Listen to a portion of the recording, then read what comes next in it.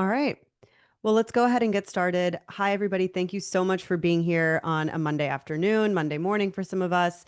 I'm really excited to dig into this topic today for a lot of reasons, and I'm really grateful to our panelists who I'll introduce here in a second. But I wanted to share a little bit of context on sort of why I am really passionate about this topic and the intentions of the conversation that we'll have today. For some background on myself, if you don't know me, my name is Mariam. I am one of the co-founders of Forward, but I've been working with early career talent for over 7-ish years now. I first co-founded and ran a nonprofit called Second Day, where we were matching predominantly first gen and low income college students to paid internships and providing professional development coaching as they were trying to get their professional start.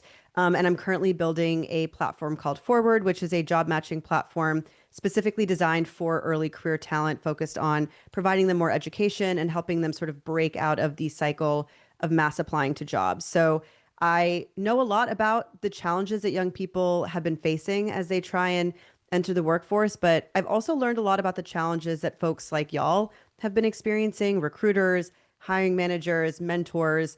Um, I something that I have observed is that the tone and the tenor around talking about early career talent, talking about Gen Z talent, has turned pretty sour, sometimes even just full on ageist. And, I've worked with a lot of Gen Z professionals, a lot of early career talent. So I am fully aware of the challenges, but I've also benefited so much from working with early career talent. They've really pushed me in a lot of ways with their skills, with their perspective. And so I think that one of the reasons I wanted to host this conversation today was to speak to why we should continue to invest in early career talent, but also just naming the reality that they're here, right? And not only are they the people you're going to be hiring, but they're the people that you're going to partner with. They're your vendors, they're your clients, they're your consumers. Like they're here. So rather than just kind of writing off early career talent, how can we be thinking more strategically about the ways that we can support them and bring them on board and benefit from them? So that's sort of our goal today. We're going to get, a little tactical as well, so people have some takeaways. And so I'm very, very excited to welcome our three panelists. I'll go ahead and introduce them, and then we'll jump right in. But first up, we have Manny Salgado, who is the campus recruiter at Morningstar. Manny graduated from Dominican University in River Forest, Illinois, with a degree in management in 2023. He started working at Morningstar the same year and transferred his passion for early career development from campus to the corporate world when he became a campus recruiter in 2024. So he supports Morningstar's internship and new grad programs by building strong recruitment channels and coordinating efforts designed to boost early career growth. And then we have Paris Brothers, the early career program specialist at Food Lion. Paris Brothers is leading the internship program, early talent development, and the company's J1 International Student Program.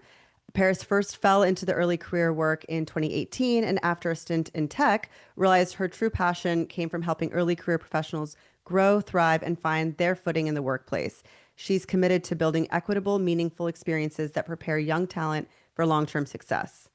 And then finally, we have Ruben Colon Velasquez, who is a seasoned professional with nearly 9 years of experience at Mondelez International. He started as an intern, and Ruben progressed through the company before assuming leadership of the U.S. Early Career Program in 2020. Ruben's strategic leadership has aligned early careers as a key talent pillar, driving significant program improvements and fostering equitable recruitment practices. Ruben has implemented innovative tools and initiatives that have led to significant program improvements and increased engagement, positioning early careers as a vital contributor to Mondelez International's talent pipeline. So we have a lot of expertise in the room. So I'm very excited for all of them to share. And I'll kind of kick off with the big question.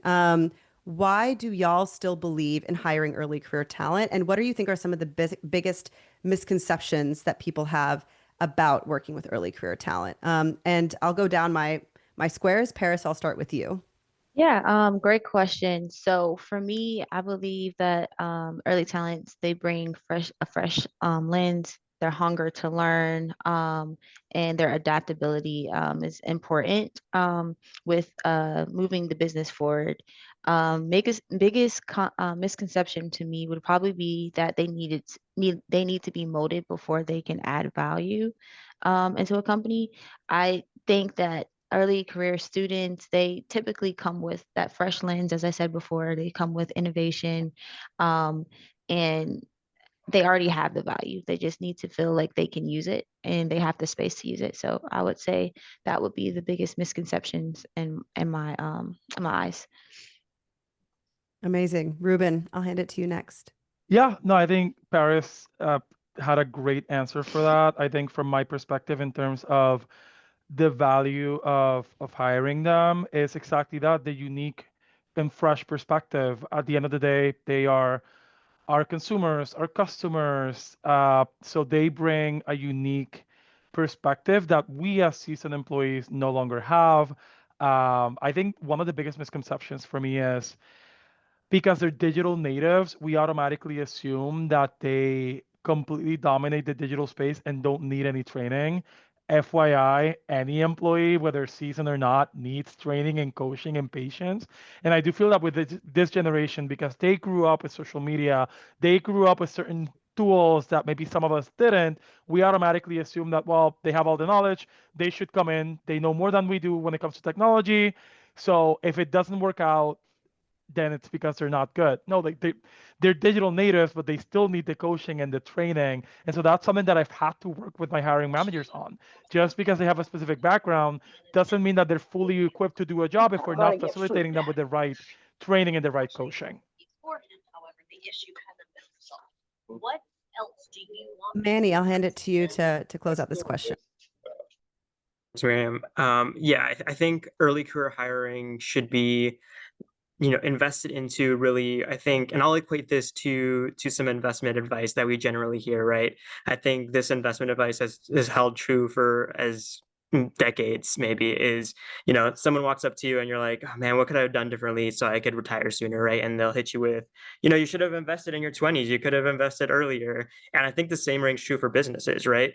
The way businesses operate, you need to be investing in early career talent because you want that grassroots growth at your company. Oftentimes we hear, and I'll hear this from my leadership, that we need true leaders at the company. We need people who understand the company from the inside out, who can provide real-time impact and drive change. And I really think that investing in early career talent and spending that investment in early career talent can lead to those dividends down the line. So the return on investment is a lot stronger and a lot more sustainable long term for developing early career talent as opposed to just hiring externally for roles. And so that's why I'm the biggest believer of early career talent. And to Paris's point, I think the biggest misconception is that we don't have to, they're not moldable, they're not, they're coming in and they're going to be a little bit hesitant to be unable to provide certain impact, and they can perform job functions well. And I think that's really untrue. I've seen a lot of early career talent really, drive impact at the company when given autonomy and independence in their roles. And ultimately, I think it lies in employee empowerment. And so I think that that's the biggest misconception is that, there's a sort of like a horizon for their development, right? And we have to wait 2 to 3 years for us to give them some sort of, really key responsibility or objective tied to business performance when that's not the case.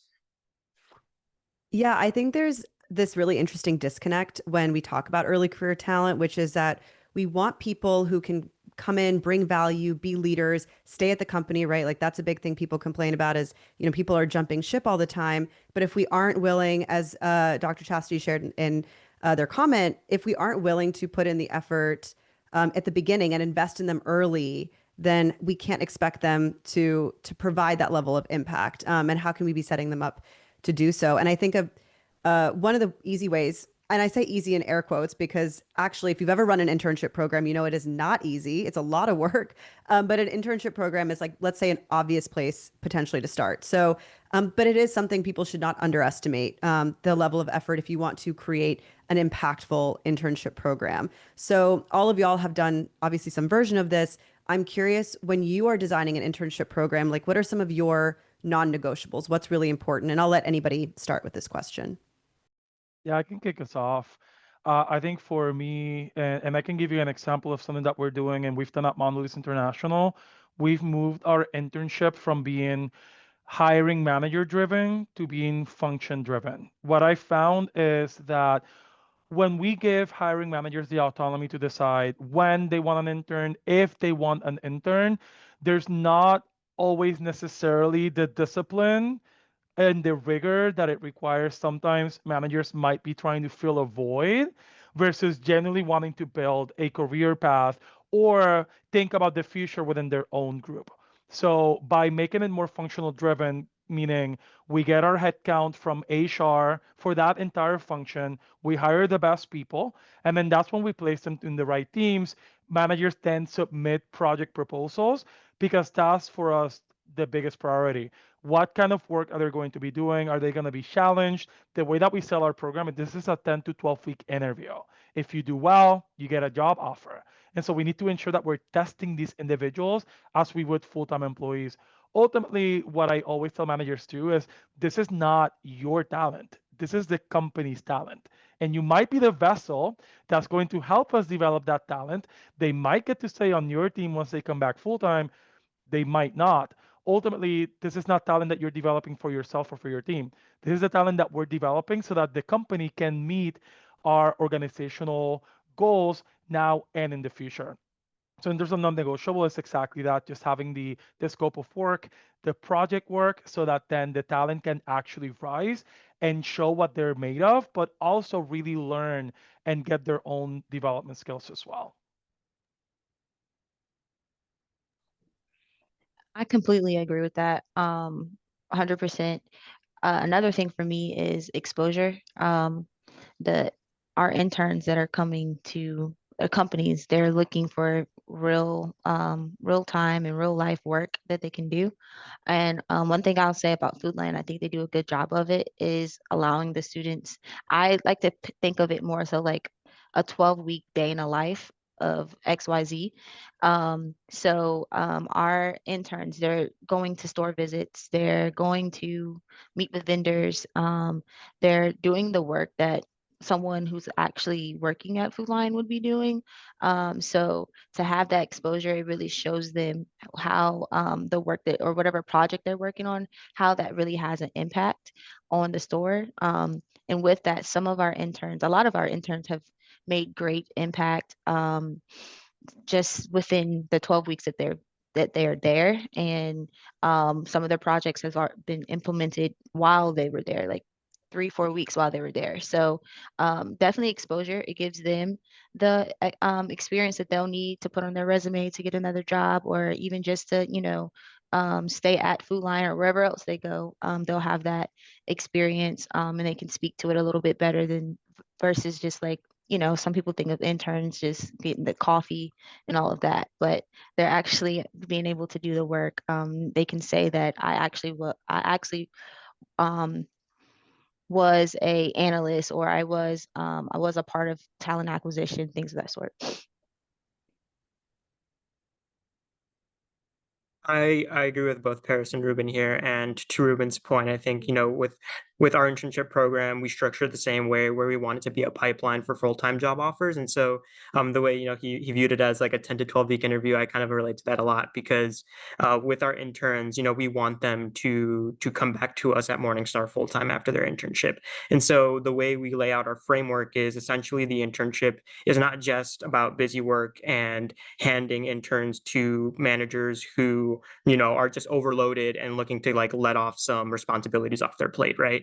We are aligning them with real-time impact driven projects that have, that can create tangible solutions for us here at Morningstar. And so the way we do that is making sure that there's buy-in from the company and from the business units. And I think that really lays a solid foundation. I think collaboration is one of the most important aspects when it comes to learning and development at a company, is how you're managing your relationships with not only externally with when it comes to candidate hiring, but also internally and with the business units. You want to make sure that we're aligned. And so there has to be a really strong knit culture when it comes to how are we driving early career talent forward. It's not necessarily about my team doing the work, but the company as a whole buying into the idea that we really need to invest in early career talent. And so I would say I think that's super important and a non-negotiable when it comes to internship programming, is making sure that we have that buy-in and we're backed by the business. And my second being, we need to have real-time impact-driven projects that interns can work on. They come in, can assess their own skills, right? Because at the end of the day, I think what we tend to forget is that interns are also sort of testing out the waters when it comes to internships, right? So our company and their exposure they're getting at our company is equally as important to them as it is to us, right?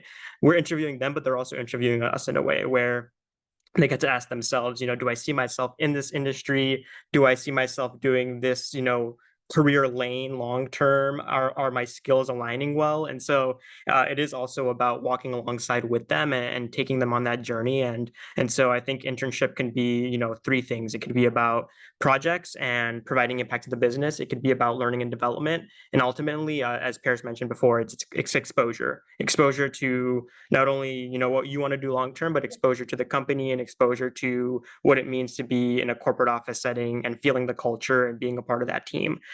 So I would say those really are the main things that would create a really great internship program.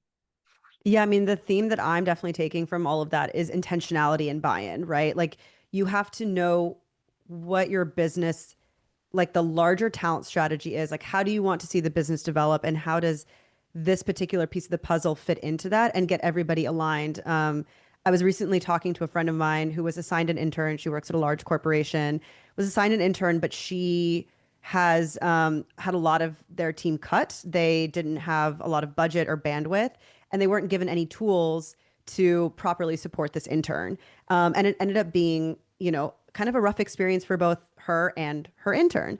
And so like some of the intention was there. They're like, okay, let's like bring in interns, but there wasn't a program built around it. There wasn't like let's make sure that everybody is set up for success. Let's make sure that we understand what success even looks like. So all the things that could have come out of that internship didn't get to come to pass. And I don't fault my friend for that, because she was not given what she needed as somebody who had never managed an intern before, to be able to effectively create that environment for that intern. And another thing that's kind of coming up in the chat is like the importance of investing in skills, right? And so something that I think y'all have all sort of touched on is if you create internship programs where there is meaningful projects for them to test out their own skills, that's how you can ensure that you are bringing in people not only who, pedigree and all these things are great, but we know they're very limited in telling you how effective somebody's going to be. But if you put them in a real life setting where you give them the opportunity to create impact and learn, that's the thing that's going to carry it over the edge. And then the last thing I'd love to kind of get y'all's thoughts on when it comes to internship program design is professional development, because another thing we sort of have touched on already is a lot of this is them learning about the workplace for the first time, learning what they are good at, learning how to navigate a culture, figure out, is this the right place for me? And I think something that I have found people discount is how much is not intuitive about the workplace for the first time, right? Like knowing how to show up, what time to show up, what to wear, how email communication etiquette, like all of these things that if you've been in the workplace for a while might come more second nature, but for a lot of people don't. So I'm curious if y'all can speak to how you have thought about that, and how that sort of impacted the way people show up in internships or early career programs. I'll go first. A big part of my job is to come up with programs, professional development programs. For instance, one program that we have is navigating corporate culture, because different companies have different types of cultures, and you just never know which culture you're gonna land in. So like knowing like your company's core values, what they stand for, and just getting a feel for how things operate in the office. You're not going to get it like the first week that you're there. It's going to take some time for you to really learn the corporate culture. So in our professional development, it just talks about how the different type of cultures you could possibly uh, be in. Also, the importance of basically, finding a mentor, finding a work buddy that can help navigate your time while you're at the company, that knows a little bit more than you do. And then also, I'd say another one would be also having mock presentations on how to present, how to do a good interview, what your resume should look like, what shouldn't look like. I found that I think last week we had a resume building workshop with our interns, and a lot of them they learned a lot from it, of knowing where to put their education at, how to identify if you have a gap in between work, how to add that, what that looks like. So I think professional development is very, very important. Not only at the internship level, but just at the school level. So being able to tap in with schools to provide a larger group of students professional development, I think is good. And that's something that I find really, really important, and is important to me to do with talking to students and going to schools. Going off what Paris said there, I think, in context of professional development, what we like to do is really place an emphasis on the onboarding and orientation portion, the timeline of the internship, right? I think that is crucial. So that first week they're with us, making sure that they are being set up for success at the company. And so we need to implement a really strong foundation for them when it comes to, like, who are we as a company, what are our values, how we operate, giving them a tour of the office space, even having them meet a couple of individuals, not only on their team, but just leadership individuals who have a lot of great impact and created impact at Morningstar. And so they get a feel of how we think and operate, not only operationally but also philosophically, right? How we approach mindset and solving problems. Do we take creative approach? Are we more analytical? And so we really want to expose them early on so they can create sort of their own sense of okay, this is how I can navigate through the workplace. And then afterwards, after we sort of go beyond orientation and onboarding, sprinkling in those developmental sessions, as Paris was talking about, right? Resume building, how to network effectively, how to leverage LinkedIn, right? Oftentimes you're asked to create a LinkedIn, but that's all you go, right? And you're never taught how to effectively use LinkedIn to connect with individuals across your industry or other industries, right? So, it's really all about putting professional development at the forefront and making sure that you're not playing the catch-up game with it, because then that's where it creates a little bit of an issue where interns may feel like there's a lack of sense of belonging and community when it comes to being a part of the office culture. And so we want to make sure that we're breaking down those walls really quickly and also authentically. I think the biggest advantage that I have is, I identify as a Gen Zer, right? I was born in the early 2000s, just recently graduated college, and so I think for me the biggest thing is making sure that we're breaking down those stigmas when it comes to office cultures and all of that, and making sure that they're encouraged to bring their authentic selves, because oftentimes I think interns are afraid that one wrong step and they're being placed on placed in and on a performance review plan, and like everything's down, like just shut off. Like that's not the case. We want to make sure that they're taking the full time and experience to really explore the company and also explore themselves.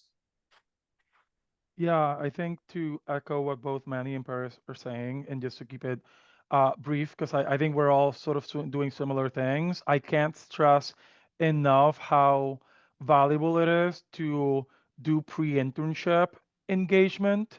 So we do these survival guide kind of sessions on how to waste your internship, how to show up successfully, how to communicate. We even do former intern panels so that they can hear from former interns what they did to succeed. First, because for the most part, you're sending out offers up to 9 months before they start. You can't just ghost them and get back to them once you start your onboarding. So how are you staying in touch with them and adding value to them? But secondly, it's all these sessions are so important. Professional development, soft skill development is so crucial when you try to do that during the summer, which we do. But the reality is, when they start on day one, they're getting fully immersed in their projects, they're getting fully immersed in their team sessions, team building activities, that there's not always going to be a lot of time left in their calendar to do more, to be quite honest. And so for me, I found that doing all of those sessions before the internship has two benefits. One, fostering engagement and excitement.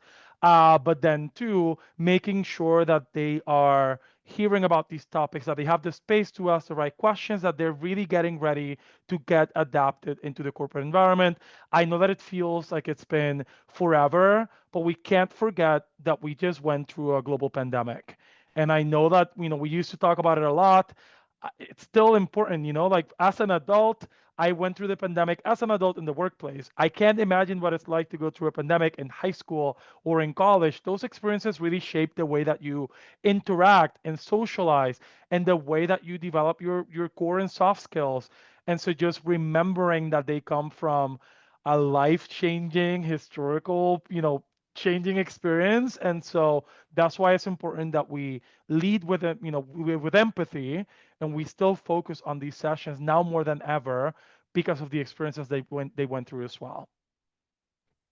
Yeah, I can speak to that last point just really briefly. So when I started my nonprofit second day, our first class we worked with was the class of 2020. So we actually started in person fall of 2019, and then I was sitting with one of my students at Harvard when she got the email that they were being kicked off campus because of the pandemic, and just watched how quickly things changed for my class of 2020 students to my class of 2021 to my class of 2022 to class of 2023. They were all vastly different, despite all being very similar in age. So I think it's really important to just name that that had a huge impact on people's development when it comes to how they show up at work. We're also getting a ton of interesting questions in the chat, so I want to kind of point to those first. Ruben, Deb asked if you could speak to how you're able to keep people engaged for 9 months after they've gotten their offer. Like, how do you ensure? What I take from that is like, how do you make sure Yep. that they're continuing to stay engaged with you and you're able to keep tabs on them? It sounds like you're offering some programming, but maybe you can dig in a little bit specifically there. Yeah, so I think, Deb, to answer your question, I think now she's asking about when an intern goes through the program, they get a full-time offer, what happens next. We do a couple different touch points. So from sending them a gift as the holidays approach and just making it personalized, like, hey, good luck in your finals, or if we know that it's their last semester, because some students do graduate in December, happy graduation. So we really try to personalize some gifts for them before the end of the year so that we have enough time between their internship ending and then a touch point, and then throughout the spring or winter spring, January through May, then the same way that we do for interns, we offer them some optional sessions. We bring the benefits folks because, you know even for me as somebody that's been in the workforce for 10 years, benefits can sometimes be a little bit tricky. Can't imagine how it's like for somebody stepping into the workplace not understanding how to pick up the right insurance. So we bring our benefits folks to do a session for them on what the benefits are, answering any questions that they have live. We do the same thing with the relocation process. We talk about the 401k. So we try to offer sessions that we know are going to be important for them. And as they begin their journey, we also have designated buddies for each conversion. So as we extend those offers and they get accepted, we have somebody from last year's class or 2 years ago from the same function, and we assign them as a buddy. So this is somebody that they build a relationship with, or they can help them as they're moving into a new city, or just answering questions in general about how they transition out of college. So it's not just my team that's handling that engagement. We also activate the people that went successfully through the program. Those individuals who went through the program, they're going to be very excited to help. That's been my experience. Like, they want to be able to pay it forward, and they always say yes to wanting to at least have some engagement. So leverage those folks as well, because they definitely would love to help. And also, interns and former interns, they love to hear from people within their age group or their same similar background, just because for them it's more attainable, right? Like, it's not the same thing hearing from somebody that graduated 25 years ago when the economy was different, when the job was different, versus somebody that just did it. It's like, oh, I can do that, they did it, I can too. So it becomes aspirational but realistic. So engaging them definitely has been very helpful for us. Hopefully that answered your question, Deb. That's awesome, Ruben. Thank you for giving so many specifics. I think people are really into this like buddy system idea. It makes a lot of sense. So the other piece that is coming up in the chat and we wanted to kind of touch on next is recruiting, right? So there's sort of two pieces.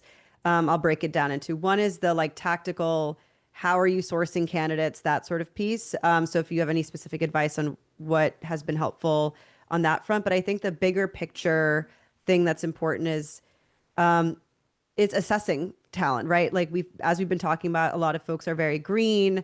They maybe don't have the perfect resume yet because they haven't had the opportunity to go through one of your professional development workshops, or they don't have a great career center available to them, or whatever it might be. What is your philosophy on skills assessment and effectively kind of identifying candidates once you have built up the pipeline? So feel free to answer that in either direction if you want to start with how did you build a pipeline to how you assessed, or the other direction. But maybe Paris, I'll start with you. Great question. I'll start with the assessment piece. So typically for me in the pre-hiring stage, when I'm talking to the hiring managers, one thing that's I really hone in on is what skills are you looking for? What do they need to know how to use Excel? Do they need to know how to use, say, Power BI, or certain things that are very important for them?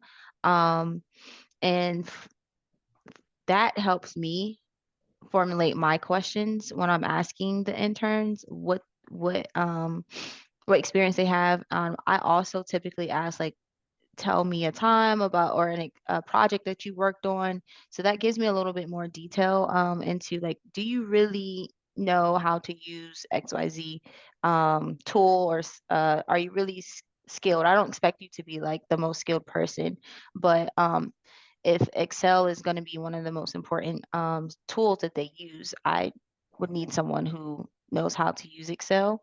And also just figuring out the language that each department uses. It may be foreign to me, but the student may know what they're talking about in the under the skills that they may need, or the tools that they may use.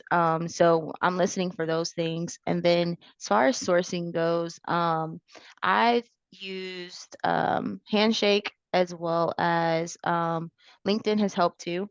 But typically, a lot of my recruiting efforts come from going to a lot of the career fairs and conferences that I've been to, and I'm able to, like, either evergreen some of these the students and go back and look through those. But typically it comes from that, and also just the regular application portal. Yeah, I can chime in on that as well. I think very similar to what Paris is doing. In terms of the selection process, as I was explaining at the beginning, we've moved from having a hiring manager driven program to a functionally driven program, where now instead of having hiring managers interview by function, we have designated interviewers, and we built these teams ahead of time. First of all, because if it's the same people interviewing the candidates, they can compare and contrast uh, and calibrate fairly across the candidates. We find when we leave it to hiring managers, maybe it's tailored to their needs, but then the candidates are not necessarily having an overall positive experience or a similar experience. And I think it now more than ever, employer branding is important, especially among this generation where they are so connected with each other. You want to be sure that even if they don't get selected, they have the best selection process or recruiting process. So for us, what has worked is designating the same interviewers by function. And so we do curate specific job interview templates so that everybody gets asked the same questions by function. Obviously, it's going to be different for somebody in research and development than in sales, but at least everybody in research and development, if we're looking for a specific skill or knowledge in the system, then at least everybody's going to be asked about it and is going to be gauged in the same way. So for us, that's been the most important thing, just not transparency, but really equity, right, in the process. That's important. And then in terms of the recruitment avenues, we're a very key school driven organization. And that's good. When you go to specific key schools, it helps. Paris, we were just talking before this started. She is a team of one, I'm a team of two. You need people from the business to go on campus and help you recruit, because our teams tend to be lean. So when you go to key schools that people are excited about, you have alumni, that always helps. But what we're finding is now more than ever, I don't know about you guys, but I'm seeing a lot of competition on campus. I think a lot of companies are realizing how crucial engaging emerging talent is. And as we started to notice our acceptance rates drop a little in the past couple of years, we decided to combine our key school strategy with being more school agnostic. We've used Handshake in the past. Right now, we're using Way Up. The reason why we do that one is while Handshake is one that really only permits you to post by school, in other platforms like Way Up, Ripple Match, you can just post to every student in the nation. And for us, that's been important because we've been able to then gauge great talent regardless of where they come from. And it's been an educational process because when a function is accustomed to seeing resumes from the same schools, sometimes you get the questions like, are they the right quality? But as we double click on the students' backgrounds, we really try to help the functions focus on here are the leadership experiences that they bring to the table, here are the internships that they've done. So, regardless of where they come from, they meet these requirements. Why wouldn't we consider them? And it's been a journey, but it's broadened our talent pool because now we're considering students from different backgrounds. And ultimately, that's what we're looking for, right? The best fit talent. And that might not come from the traditional avenue. So we've had to get a bit more creative to combat the competition that we're seeing, but also to ensure that the pipeline is being nourished with the best talent, regardless of the background. Yeah, really great answers. And just to wrap it up nicely here, in terms of selection process, we have a similar strategy where we go off of key schools. And so we tend to tier our schools based on qualitative and quantitative factors. And we provide a weighted score to each school, which sort of shoots out a composite score of the schools that we're looking at. And so we tend to go off of key schools, but also we want to broaden our recruiting pool. And so we do that through various methods. One of them being partnerships are super important to us.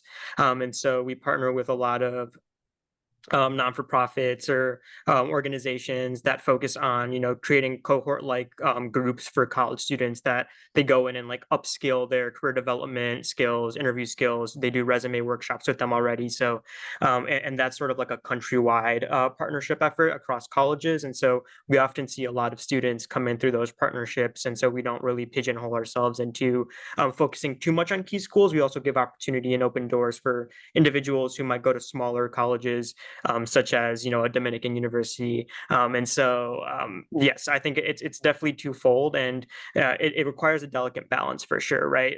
Recruiting and the strategy itself is never going to be, I would say, perfect, a 10 out of 10. You're always going to have that one student you come across where it's like, wow, what if we missed a really great talent, right? And so I think what you really have to do is just focus on building a really great solid foundation and a process to it all, and just be really honest about the recruiting process, especially with candidates. I think they appreciate transparency now. As Ruben mentioned, competition is increased on campuses, right? And so students are going up to multiple companies at career fairs. They may be engaging in multiple interviews, and so maybe they're getting the same spiel, every day of culture so great, we do impactful work, and oftentimes it feels like you're just reading off a script to these students. And what students want to see is authenticity from employers. And so I would say, I've tended to keep that at the forefront as well, as making sure that I'm approaching conversations with students with authenticity and being very transparent about the interview process itself. And a really great point that Ruben made earlier too was during the interview process, we want to make sure that we're involving key business stakeholders from the different job areas or functions of the business that interns are going to be placed at. And I think that's really important to answer Jeffrey's question earlier in the chat when it comes to how do we really assess core skills such as communication, problem solving, grit, things like that. If we know a intern or a pre-hire intern candidate has interest in, let's say, a sales role, right, which requires a lot of grit or a lot of determination, we tend to have interviewers come in from the sales function of the business where they've been in the role for a substantial amount of years, bringing that experience, know how to properly assess a candidate when it comes to, do they have that edge to them, do they have that grit to them. And so we are very much keeping in mind that we're not the experts of assessing students, right? We want to bring in the business and make sure that they also have their fingerprints on the interview selection process, because it provides better feedback overall when we're making decisions on hiring. Yeah, I mean the ultimate challenge, I think, especially with early career talent, is they don't have maybe a lot on their resume yet. You know, they've taken some classes, maybe they've had a few internships, but sort of as you know, Jeffrey's pointing out, those soft skills are really critical to whether someone is going to kind of shine or not, right? Like, because there's a lot of people who know how to use Excel. You can target a finance class of people who all took Excel. But as we know, not everybody's going to perform the same in every environment. So that is one of the hardest pieces to suss out. Is there anything that y'all have learned about how to better get at that? Or in your mind, is that always going to be a bit of a wild card and like you're not really going to know until they walk through the door? Do y'all have any hot takes on that? I'll say, I'll say for me, it can be a little bit of a wild card. I think that I have formulated some questions. Of course, like questions can be chat GPT and you give me the right answer to it. But I think just from like having conversations with the students other than um just the interview portion of it, I can kind of feel a little bit more about the who I'm talking to, the candidate I'm talking to. However, I think for our process, I'm not 100% sure how that translates when they're talking to the hiring manager. Um, I I know that a lot of times when I've talked to the intern or the candidate after they've talked to the hiring manager, they're like, oh, I was nervous, all of that. So I'm not 100% sure how that translates over to them. So kind of which isn't why like those professional development courses are very important. So that way they are more comfortable once they are in the interview process, because it can be intimidating talking to leaders. And certain leaders are looking at how you dress, how you're acting. Are you looking to the left? Are you looking to the right? So that can be a little bit intimidating. So I have to say it's a mix of a wild card and just kind of just really pulling from some of those questions that you asked to really feel for if those soft skills are there or not. I would say I actually think it's a total gamble, but it's the same way with experienced hires. When you think about it, you can get anytime between 30 minutes to 2 to 3 hours tops, depending on how many interviews you're doing with any candidate, for you to spend time with that person, right? And so, I mean, we all do this. When we interview for a job, we obviously want to be at our best and we show up or try to show up at our best. And that might mean that I'm focusing on my strengths, on the skills that I have. It's the same way for early careers as well. Obviously, you have a resume which can lead you to, okay, so they have this experience. So I make the educated guess or the assumption that A equals B. The same way with if you listed on your resume that you have Power BI experience, I'm going to assume that you can do the basics. But ultimately, whether a candidate works or not, sometimes it's not even about their core skills. Sometimes it's about behaviors that you can't spot in an interview because you're not spending enough time with a candidate. And this is how, and I know it's probably going to be a question later, but this is how I sell internships and early careers. What other opportunity do you have to interview a candidate for 10 to 12 weeks? You're interviewing somebody 40 hours a week for 3 months. You don't get that with experienced hires. You're getting it with interns. And so it's a bit of a gamble, but it's still a try and buy process where you do hire them, they maybe don't work out, the relationship ends at the end of the summer versus other individuals, more experienced hires, that relationship continues and there's processes that you maybe have to follow if it doesn't work out. So there's benefits to this, even if it's a gamble. Yeah, and I think to the framework of like an internship can be a 12-week interview. It's not that we are like testing you for 12 weeks, not giving you any feedback, not telling you like how to improve. If you're creating a program that also gives them a chance to continue to grow and see how they are able to develop into those 12 weeks in a perfect world, then I think that makes a lot of sense.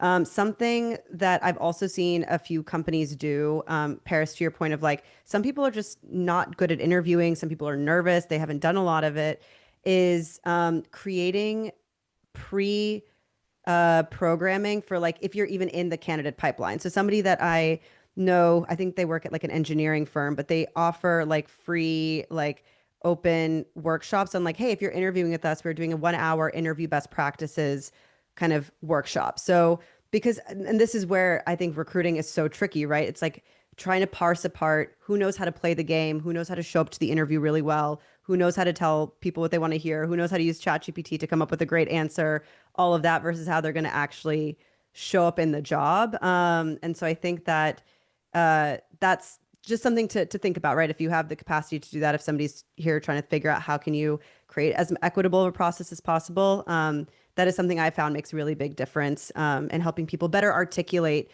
those soft skills that maybe they wouldn't know how to articulate without a little bit of guidance before even starting.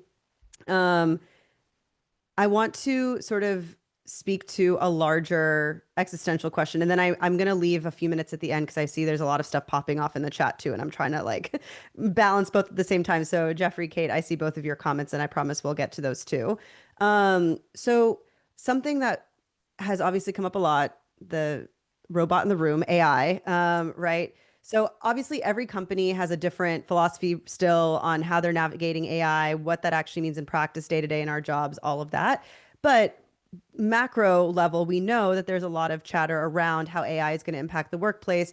And something that I hear often, particularly from like senior leadership people, is well, like AI can do that job.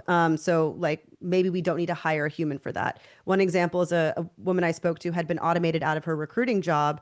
And the company she used to work for has now fully built a AI recruiting process until you get to the final stage of the interview, which I'm very intrigued to hear how that goes, right? So I don't know if y'all have any thoughts, predictions on how AI entering the conversation is impacting the way people think about investing in entry level talent. And if you had to sell, an early career program to someone in this environment, what are some of the reasons you would tell them, like, yeah, even with AI coming in, here's why it's still important to invest in entry level jobs?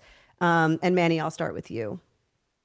Yeah, I think this is definitely talk of the town, hot topic for sure, is how AI is going to be impacting the recruiting landscape, and even just the overall economic landscape, right, of what the job market's going to look like in, 5 to 10 years. And so with our company specifically, I think, we're very AI friendly, right? We actually have, a fully built AI team here. We want to implement AI in our softwares and our product offerings. And so I think with a company that has a lot of ambitions with AI, there's also, a lot of ethicality that comes to it, right? And so we have, an ethical rule book that comes with AI and how we use AI in the workplace. Us as employees are, mandated to read that through. We have trainings and things like that. So working for a company, I think that already has their hands all over AI, it's a little bit easier to say, AI isn't going to be replacing entry level hires anytime soon, right? And I think that's something that I feel comfortable saying, just because I think with AI, really it boils down to the way we want to use it, right? I feel like AI, you could have it necessarily just be the driver and just accomplish anything it wants to accomplish without really even using it as a tool to enhance your work, or you could use that as a tool to enhance your work, right? You could use it to make your life a little bit easier day to day. I mean, I use AI a lot during my workday. I will be the first one to say that. Things like ChatGPT. We have our in-house AI bot now that we've implemented in our offices. But they're super helpful when it comes to scheduling interviews, when it comes to even drafting up a quick email, right? That I'll revise later and do my own edits on. But I think in terms of AI completely overtaking early or entry level jobs, I just don't foresee that happening, just because I think with early career hiring, it really boils down, and I think I'll bring it back to my first main point, is how companies are sort of forecasting their workforce strategy, and when it comes to retaining and developing and preventing attrition, right? If we're getting rid of these entry level roles and just replacing it with AI, I'm sure that strategy is just going to completely fall apart. We need to have really strong pipelines and channels from the beginning to make sure that companies have sustainable growth and performance long term. And I think companies aren't ready to just throw that all away and replace and just put an AI and say solution solved. I think there's a lot more thinking and there's a lot of chain reactions that come with implementation of AI that we must evaluate step by step. And I think there is still a lot of value when it comes to investing in early career talent for the reason of, you want to have some really great talent and leadership at the company that can be sustained growth and developed way in the beginning, right? Stages. And so I would say that would be sort of my stance on the AI talk, and I don't really think that there should be any sort of red alarms or things going, fires that we have to put out when it comes to the talk of AI replacing entry level talent. Yeah, I share similar sentiments, and obviously I can speak for my industry specifically. Every industry is probably doing something different, and within those industries, every company is doing something different potentially. And I read this a couple of years ago. It was a study, and it shared that nearly 80% of the jobs that kindergarteners there would have when they were ready for the workforce didn't exist now. And I think that that's been probably the same way throughout history. Maybe right now, technology is evolving faster and quicker, but there was a time where computers were introduced to the workforce. And I have to assume potentially, like similar conversations maybe were happening then where, oh, we have computers now. What is this going to do to my job? Are computers just going to do our jobs? So, yes, again, AI, very different, very advanced technology. But I feel like what happens from my perspective is not that entire workforces disappear or the need for people disappear. The jobs transform themselves, new needs for specialties arise, right? Versus things completely becoming obsolete. And what I love about, I think education in the sense of educational offerings are at the best it's ever been. Students are able to do so many different concentrations, specializations, the way that they can combine degrees. People can really get specialized nowadays more than maybe before.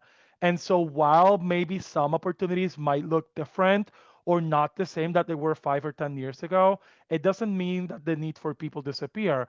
It's just going to be something different. And again, I'm only speaking from my experience in my industry, which is very people driven, but that's what I've been seeing. Yeah, new jobs will emerge versus we're gonna have less people working because AI is going to take everything away. Um, I think that that's what we're going to see, and I don't see any reason for alarming or for young people to feel like they're not going to be able to find jobs because of AI. I can see the concern, but I feel like that's been the course of history whenever new technologies get introduced, right?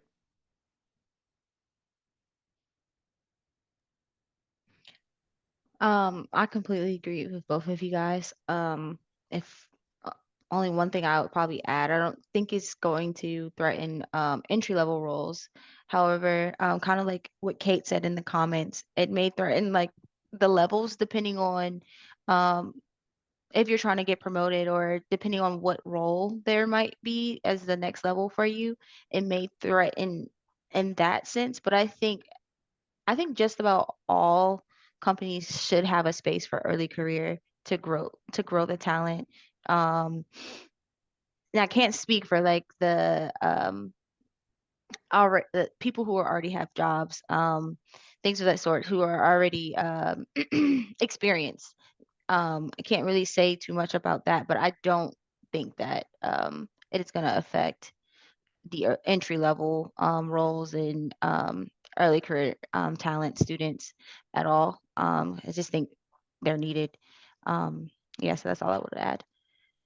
Yeah, I mean, I think between this and kind of what, as Jeffrey was pointing to, and what Kate's pointing to, we have to then now reimagine like what do these roles look like, right? What all of y'all are saying is that the way we would have scoped an intern role 5 or 10 years ago should look very different now, which also means the way we write job descriptions has to shift, the way that we are preparing hiring managers and interviewers has to shift, the way that we are determining who is a good fit, and who has the skill sets to succeed. All of these things are going to move, and I think for companies that are very strapped, that's a really big existential question to tackle. And y'all are all small, teams as well, even just trying to advocate for early career. So I really appreciate y'all fighting this fight. There's a lot of layers to it. And I'll also say, having worked with a lot of college and university students, everywhere from like Ivy to community college, like there's so much like room for improvement also in the education side that none of us can touch, right? So there's a ton of layers. Um, I guess, yeah, sort of just this latest question. Given how much the world is shifting, given the way that, the soft skills, for example, we've already talked about the soft skills are going to be really critical. Are there things that candidates can be doing to better articulate what they bring to the table in our last kind of 3 minutes here? I think it's not just articulating, but things that they could be doing on campus. And I tell this to every student who wants to hear the advice. You have to become active. And by that, yes, like grades are important. Obviously, you need to graduate. But when you interview candidates, you're it's for the most part behavioral interviews. We want to know about how you think and how you solve problems. And the best way to answer those questions is to gain experience. Now, not everybody can do an internship or have done an internship, and that's okay. But I go back to my own example. When I first interned with Mondelez, which is my current company, I didn't have an internship before I interned here, but I was active on campus with nonprofits. I was in the board of certain student organizations. Taking on leadership roles on campus helps you build your core skills, your soft skills, and gives you more experience to talk about in an interview. So for me, more than just like how to communicate you know, your skills better, it's like you got to go out there and actually gain that experience. Like not everything is an internship, and that's okay. it, Not everything will be an internship, but going to, doing volunteering can give you a lot of great life experience that you can transfer into the professional setting. And if you're able to articulate that in the right way, using the STAR method in the interview, really putting your story out there, those experiences that are not paid can be so significant. And I can't tell you how many students I've hired that haven't done a single internship, and they do really well because they have that experience. So that's what I always tell students to do, quite frankly. I would agree to that. I even like just finding the common ground, and like if you're just working part-time, being able to translate that into what you are interviewing for. Some of those soft skills. So like if you're a cashier, you talk to people a lot. So you could talk about your communication skills.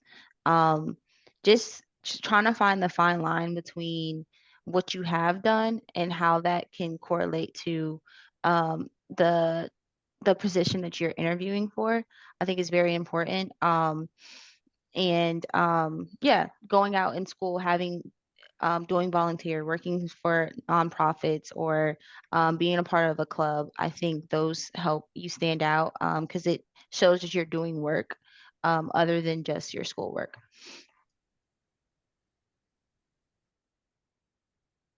Yeah, I definitely agree with both Paris and Ruben here. I think really it comes down to the soft skill of communication, but even breaking that down even further. But narrative storytelling, I think, is super important. And making sure, I know Ruben mentioned the STAR method. I think that's something that we always look for. But I think where the interview sometimes falls short is when we are giving an example and there's no, introduction or conclusion to the story you are telling the interviewer. And so they're left with a lot more question marks than a lot more conclusions, right? And so we want to make sure that students are prepared in any capacity with however many experiences they're equipped with, that they know how to tell a story and how to effectively, incorporate and weave their skills and their accomplishments throughout their sort of narrative, right? Oftentimes, I think that's really the biggest sort of gap that we see is making sure that students really know how to, communicate that effectively through and through. And so with the workshops that we put in place, we make sure we put emphasis on that, as well as other pre-work sessions that we do, pre-hire sessions, either at colleges where there could be like info sessions, anything like that. That tends to be a main point of emphasis, because as a company who hires major agnostic, we take any major, we tend to have a lot of focus on soft skill. And so for us, I think that's one of the biggest ones that we focus on, apart from the typical ones like problem solving and collaboration, things like that. Amazing. We are 1 minute over. Thank you everyone for being here. If you want to drop any like relevant links, your LinkedIn's, anything like that, feel free to do so in the chat. Like I said, I'm recording this and we'll share it out as well. But thank you to our panelists. Really, really grateful for sharing so much, and hope that we can all carry some of these insights into the week ahead. So thanks everyone. Appreciate Thank y'all. you. Thanks for having us.